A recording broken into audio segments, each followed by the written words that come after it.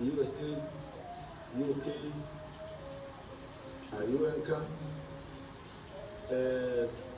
dhammaan UNDP, IOM, News Foundation, ADMIS, saraakiisha ciidamada qaybaha kala duwan ka soo qayb galay shirka inta aan xusay inta aan xusinba midowga waxaan leeyahay soo dhawaada maalin wanaagsan runtii aad iyo aad baan ugu mahadcelinaynaa shirkan iyo inta ka soo qayb gashay ugu mahadcelinaynaa iyo ajandaha iyo howlaha muhiimka ee looga hadlay aad iyo aad baan sidoo kale ugu mahadcelinayaa wasaaradda arrimaha gudaha dowladda galmudug oo shirka qabanqaabadiisa iyo taabagelintiisa hogaaminaysay intaas kadib waxaan is leeyahay warbixinadii waa dhegeysanay iyo shirka in looga hadlayay barnaamijkii xasilinta ama stabilization waxaan ka mahadcelinaynaa intii ka qabsoontay howlahaas oo aan qirayno inay wax badan qabsoomeen gaar ahaan deegaanadii laga xoreeyey cadowga argagixisada ah hadday tahay in laga sameeyey gargaar iyo kaalmad bini-aadanimo iyo haddii ay tahay in dhinaca horumarka tallaabooyin fiican la qaaday waxaan leenahay intii la qabtay waan ka mahadcelinayno haddana deegaanadaas maadaama ay ahaayeen deegaano ka haray dalka intiisa kale oo ay la hareen cadowga khawaarijta weli fari kama qodnaa deegaanada waxay u baahan yihiin wax badan oo lasoo kabo sidoo kale waxaan rabnaa inaan idhaahno dagaalkii lagula jiray khawaarijta fayskiisii labaad waa diyaarsan yahay waana la geli doonaa deegaano cusubna la xoreyn doonaa kuwaasna waxay u baahan yihiin in loo diyaargaroobo waktigoodana laga gaarsiiyo oo la gaarsiiyo kaalmo bini-aadanimo iyo in dib loo dhiso qaybihii muhimka ahaa ee dhammaan la xiriiray adeegyadii bulshada oo aad og tihiin sida tii hore baan ku xusnay waktiga dheer oo ay dhibaatada ku hayeen iyo inay la dagaalamayaan argagixisadu mar walba jiritaanka hay-adaha dowladda ama hay-adaha oo lagu adeega bulshada oo dhan ay meesha ka saarayaan si ay uga dhigaan bulsho ka go-an adduunka ama caalamka oo ay ku haystaan god hoostiis runtii galmudug way ka faa'iidaysatay ilaa iyo xad barnaamijkaas xasilinta ama stabilizationka sida horeba loo sheegay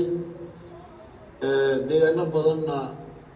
xoreyntii maanta waxay haystaan dabayshii caafimaad xornimo iyo nololeed oo ay heleen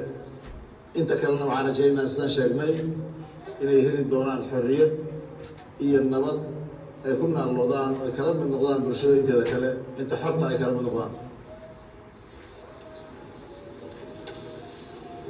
waxaan rabaa inaan u mahadceliyey dhammaan intii ka gacan ka geysatay oo naga caawisay oo ka qayb gashay tallaabooyinkaa la qaaday xasilinta loo qaaday dowladda galmudug waxay dhistay guddi kala shaqeeya saaxiibada meesha caalamka arrinta barnaamijka xasilinta iyo stabilization kala shaqeeya way shaqeeyeen meel fiicanna way soo gaarsiiyeen wax badanna way qabsoomeen oo ay kala shaqeeyeen haddana waa dhisan yahay diyaarna wuxuu u yahay qaybta dhiman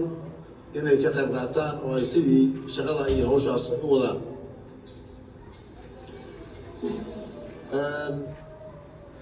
sidoo kale waxay diyaar u yihiin inay gacan ka geystaan dib u xoreynta aan qaybtii aan sheegnay loo diyaarsan yahay hadda inay sidii oo kale dhammaan inta hawsha ka qayb qaadanaysa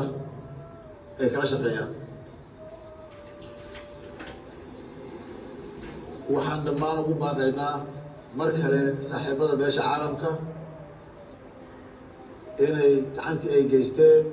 tan soo socotaa ay ka ballaaran tahay oo xoreynta inay noo diyaargaroobaan gacanna ka geystaan. sidoo kale dadka reer galmudug waxaan leenahay kuwa cadowgu haysto iyo kuwa xortaaba u diyaargarooba wejiga kale oo lagu xoreynayo argagixisada jawaabsiga ah oo lagu dhammaystirayo inta ka hatay cadowgaas. dhammaan mudanayaal iyo marweyn waxaan leenahay shirkan iyo qodobadii looga hadlay oo aan aad iyo aad bogaadinayno aadna uga mahad celinayno. waxaan aad u xoojinaynaa waxyaabaha haraya oo mustaqbalka ah oo infrastructureka ah anagu aad u garanayna bulshadana taasaa wax weyn u gasha iyadoonan meesha ka saarayn arrimaha bini-aadamnimada oo mar walba loo baahan yahay deegaanada la xoreeyay iyo kuwa kaleba in xaaladooda lala socdo. laakiin runtii aad iyo aad waxaan leenahay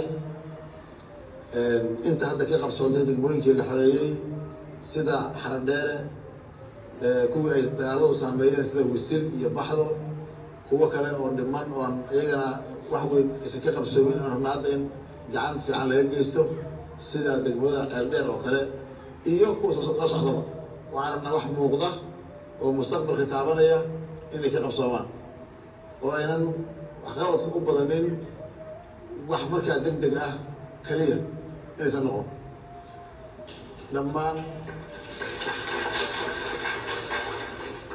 dhammaan wufuuddii mar kale ka soo qayb gashay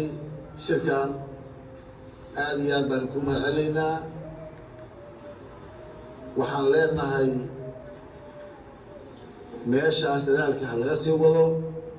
halkaa hawsha ha ka socoto sida loo diyaariyey iyo qaabkii looga doodayna taabagelinteeda iyo dhaqaajinteeda. galmudug dhinac walba diyaar bay u tahay, gacan buuxdana oo ka geysanaysaa.